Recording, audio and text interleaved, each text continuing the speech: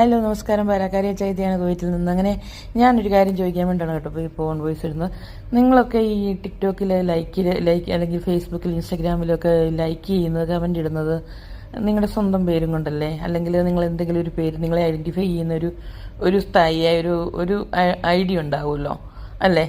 എന്ത് പേരാണേലും കുഴപ്പമില്ല. പക്ഷേ നമ്മൾ ആരാണെന്നൊരു ഐഡൻറ്റിഫൈ ചെയ്യാൻ വേണ്ടിയിട്ട് മറ്റുള്ളവർക്ക് നമ്മുടെ ആ കമൻറ്റിൽ കൂടെ പറ്റും അല്ലേ? നമ്മുടെ സ്വഭാവം എന്താണ്, നമ്മൾ ആരാണ് എന്താണെന്ന് ആ ഒരു കമൻറ്റിൽ കൂടെ പറ്റും.